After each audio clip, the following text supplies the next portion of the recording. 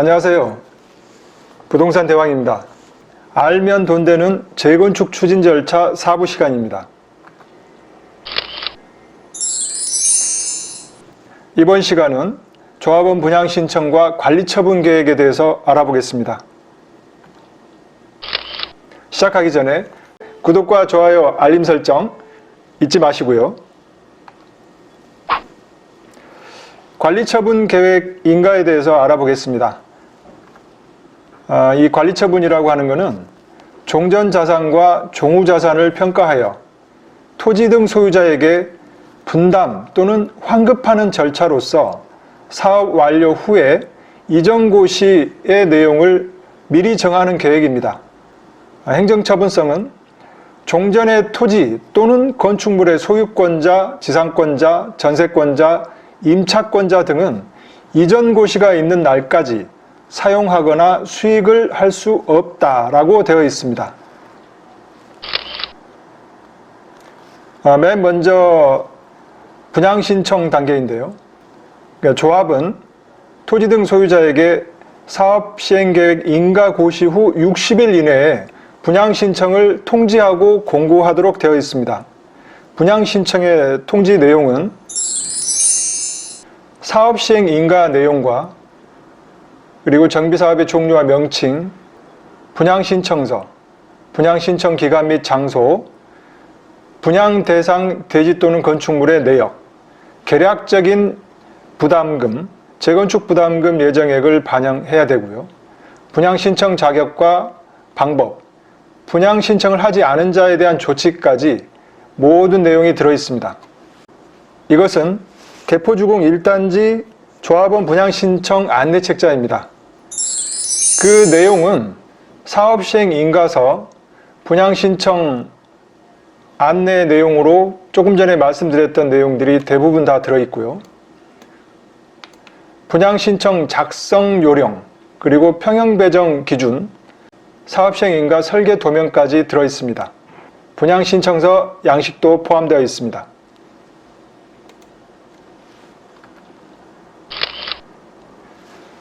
이 계략적인 부담금 산정 기준은 다음에 또 말씀드리겠지만 종전자산 평가 추정되는 총액을 내야 되는데요. 종전자산이라고 하는 것은 기존 아파트와 상가를 말합니다. 이 종전자산 평가의 기준일은 사업시행계획 인가 고시일입니다. 종후자산 평가 총액은 이 종후자산이라고 하는 것은 조합원 분양, 일반 분양, 상가 분양, 그리고 재건축 소형주택을 말합니다. 그래서 분양신청 종료일 기준으로 평가한 총액을 말합니다. 총 사업비는 측량, 설계, 감리, 공사비, 외주 영역비, 각종 부담금과 공과금까지 모두 포함되어 있는 것을 총 사업비라고 합니다. 그래서 이 비례율을 먼저 산정해야 되는데요. 종전자산 평가 총액분에 종후자산 평가 총액에서 총 사업비를 뺀 금액의 100을 곱하면 비례율이 나옵니다. 종전자산 평가액 곱하기 비례율을 하면 조합원 권리가액이 나오고요. 조합원 분양가에서 권리가액을 빼면 조합원 분담금이 나옵니다. 이게 바로 계략적인 부담금이죠. 지금 보시는 표는 조합원별 부담금 내역인데요. 빨갛게 제가 표시해 놓은 부분은 환급되는 금액입니다. 조합원 분양가가 현저히 시세보다 낮기 때문에 환급을 받는 분양신청은 하지 않아야 될 것 같습니다. 조합원 분양신청 방법은 1인 1주택 공급이 원칙입니다. 그리고 2명 이상 공유가 되어 있는 것도 포함해서 1주택 공급이 원칙이고요. 예외사항으로 2주택 이상 공급이 가능한 곳도 있습니다. 일명 1+1이라고 여러분들 혹시 들어보셨죠? 종전 토지 및 건축물의 평가금액 범위 또는 주거 전용 면적 범위 내에서 1주택 분양가와 2주택 분양가가 가격 범위 내에 들어있든지 1주택 전용 면적과 제2주택 전용 면적의 합이 현재의 주거 전용 면적 범위 내에 들어있다면 2주택 공급이 가능하고요. 단 2주택 중에서 1주택은 전용 60제곱미터 이하여야 되고 이전 고시일 다음 날부터 3년 동안 전매는 금지됩니다. 그리고 과밀억제권형 내에서는 소유주택 수 범위 내에서 3주택까지도 가능합니다. 그러나 투기과열지구 또는 조정대상 지역에서는 사업시행계획 인가를 신청하는 재건축 사업에서는 3주택이 불가능합니다. 배정 방법은 원칙은 조합원의 의사표시가 기준입니다. 하지만 대부분 경합이 발생하기 때문에 권리가액 다액 순으로 대부분의 조합에서 배정을 하고 있고요. 권리가액이 동일할 경우에는 공개 추첨을 하는데 거의 없습니다. 분양신청서 양식인데요. 신청인을 기록하고 소유 물건이 몇 동 몇 호인지 또 상가가 몇 호인지 신청인의 인감을 날인하고요. 분양 희망 순위에 1순위, 2순위, 3순위 해서 59형, 84형, 96형 이렇게 쭉 있는데요. 조합원들이 원하는 곳에 표시를 하고 또 상가는 상가가 원하는 곳에 표시를 하면 됩니다. 그러면 분양 신청을 하면 분양 신청서 접수증을 발급을 해줍니다. 나중에 분양 대상자별 종전 평가 금액과 권리가액과 평형 배정 결과를 개인에게 통보해 줍니다. 이런 식으로 종전 평가 금액이 얼마이고 권리가액이 얼마이고 평형 배정 결과는 몇 평형이다 라고 하는 내용이 포함되어 있습니다.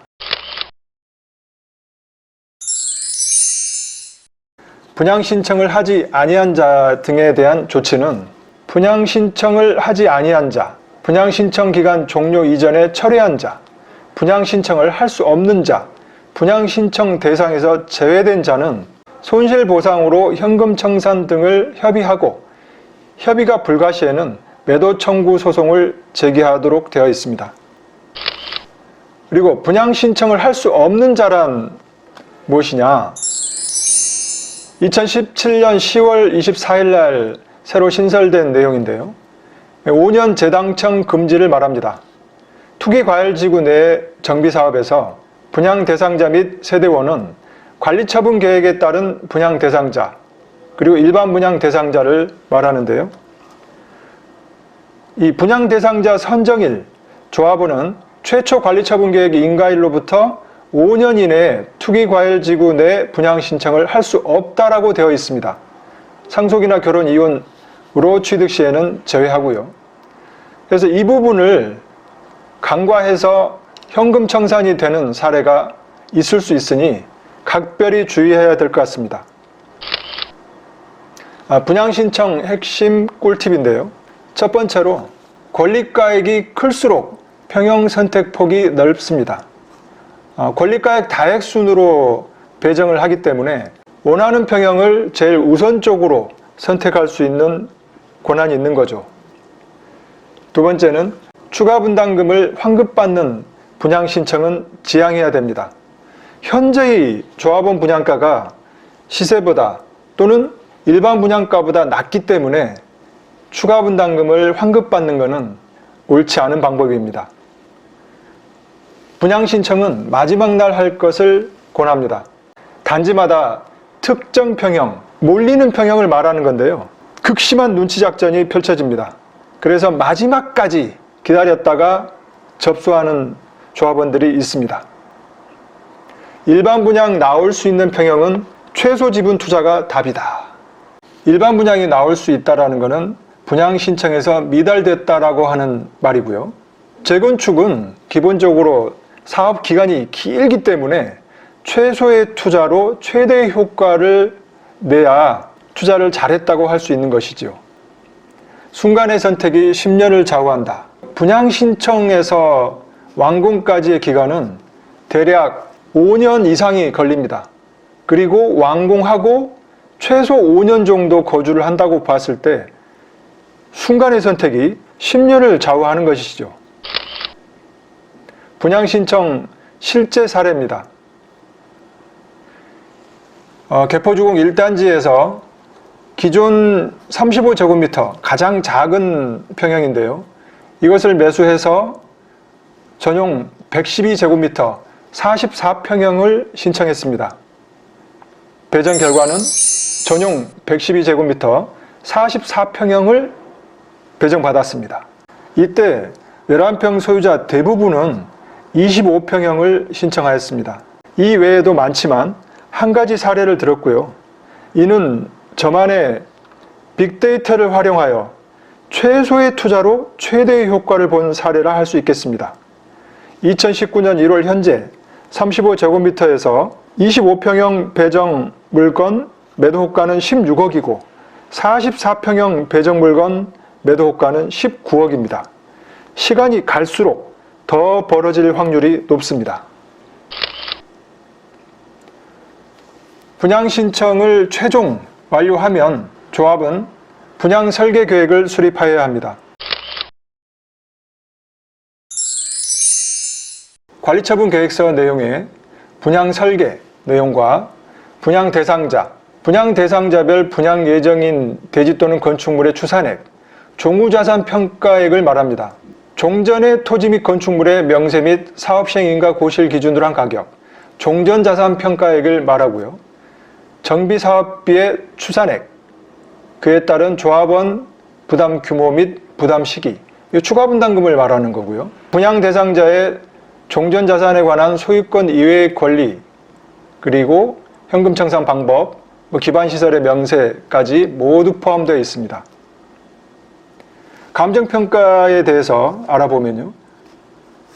종전자산 평가액은 기존 아파트나 상가를 말하는 거고요. 종후자산 평가액, 조합원 분양분, 일반 분양분, 상가 분양분, 재건축 소형주택까지 모두 합한 금액을 말합니다.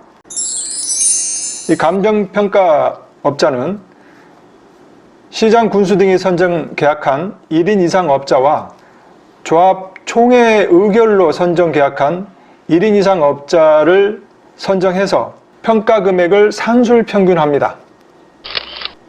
계략적인 부담금 산정 방법은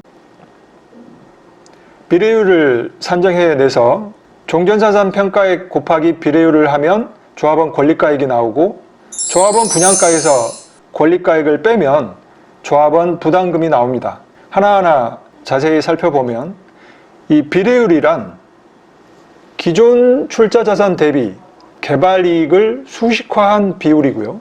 개발이익을 형평성 있게 조합원에게 배분하는 비율을 말합니다.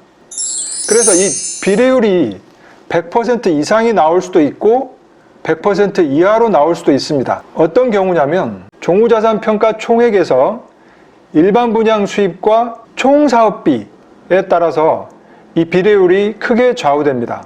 관리처분 계획상 일반 분양 가격과 세대수보다도 실제로 일반 분양하는 가격이 높고 또 실제 세대수가 더 많으면 분양 수입이 증가해서 종후자산 평가액이 증가합니다. 또 고급화 등을 이유로 총사업비가 증가할 가능성도 있습니다. 그래서 이 여러 가지 종후자산 평가액이 증가하거나 총사업비가 증가하거나에 따라서 비례율은 유동적입니다. 비례율이 결정되었으면 종전자산 평가액 곱하기 비례율을 하면 조합원 권리가액이 나옵니다. 결국 이 권리가액은 대지 지분에 따라서 종전자산 평가액이 크게 차이가 납니다. 만약 여러 군데 단지에서 동일한 전용 면적이 있다면 대지 지분이 큰 거를 선택하여야 조합원 권리가액이 큽니다. 최종적으로 조합원 부담금은 조합원 분양가에서 권리가액을 빼면 나옵니다. 이 조합원 분양가는 추후에 동호수 추첨을 하면 개인별로 몇 동 몇 호냐에 따라서 분양가가 다르게 적용됩니다. 거기에서 본인의 권리가액을 빼면 최종 내야 될 조합원 부담금이 나오게 됩니다. 이 조합원 부담금은 약 3년 동안 8회에 걸쳐서 분납을 하거나 또는 환급을 받도록 되어 있습니다. 동호수별 분양가를 보면요. 1층부터 28층까지 쭉 나와 있는데 그 중에 색깔 표시가 되어 있는 부분은 일반 분양분이고 나머지는 모두 다 조합원 분입니다. 이렇게 해서 중간중간에 일반 분양분이 섞여 있는 스타일로 되어 있네요. 최종 관리처분 계획을 수립하면 총회에서 조합원 과반수의 동의로 의결을 하면 됩니다. 인가 신청 전에 30일 이상 공람을 하여야 하고 의견 청취를 하여야 합니다. 시군구청장에게 인가 신청을 하고요. 사업시행계획 인가를 포함해서 인가 시기 조정을 하는 경우가 있습니다. 특광도지사는 정비사업으로 인해서 주변 지역에 주택이 현저하게 부족하거나 또는 불안정하게 될 때 인가 시기 조정을 할 수 있는데요. 시도 주거정책심의위원회에서 심의를 한 후에 시군구청장에게 요청을 합니다. 그러면 특별한 사유가 없으면 그 요청에 따라야 합니다. 그 기간은 인가를 신청한 날부터 최대 1년까지입니다. 최종 인가가 나면 인가 고시를 합니다. 이건 강남구 구보에 실린 관리처분계획 인가 고시인데요. 재건축 사업 관리처분계획 인가 고시라고 되어 있고요. 이 고시 내용은 보시는 바와 같습니다. 관리처분계획 인가일도 표시되어 있고 공동주택과 근린생활시설에 대한 건축계획이 모두 들어 있습니다. 주택 규모별 공급 세대수가 나와 있습니다. 최종 조합은 분양 신청자에게 지체 없이 통지를 하여야 합니다. 관리처분 인가를 받으면 그 이후에는 입주권으로 변경됩니다. 이 입주권이란 조합원이 관리처분계획 인가 이후에는 기존 주택에 대한 소유권이 아닌 입주할 예정인 주택에 대한 권리를 말합니다. 이 조합원 입주권도 세법에서는 1주택으로 봅니다. 입주권과 분양권은 서로 다릅니다. 핵심 꿀팁입니다. 관리처분계획 인가를 받으면 입주 시까지의 사업기간이 거의 확정됩니다. 2주 시기 조정 기간, 그리고 2주 기간, 철거 착공 기간까지 합하면 대략 몇 년이라고 하는 계산이 나오고요. 입주를 언제 할 수 있다라고 하는 계획을 세울 수 있습니다. 추가 분담금도 거의 98% 이상 확정이 됐다라고 보시면 거의 맞습니다. 그래서 투자 수익성을 계산할 때 디테일하게 계산도 가능합니다. 그리고 조합원 지위 양도 가능 물건은 입주권으로 바뀌기 전에 양도해야 장기보유 특별공제를 최대한 받을 수 있습니다.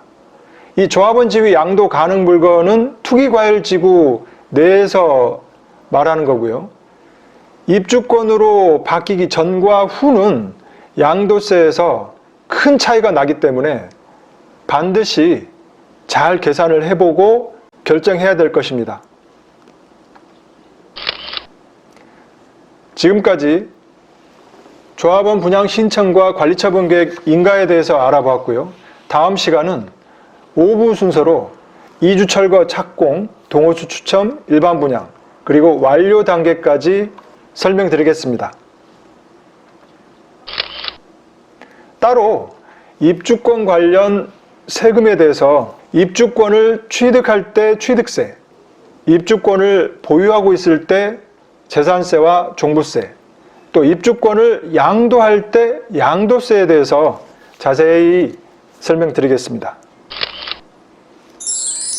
검색창에 개포 재건축 대왕이라고 치시면 블로그에서 더 자세한 정보를 보실 수 있습니다.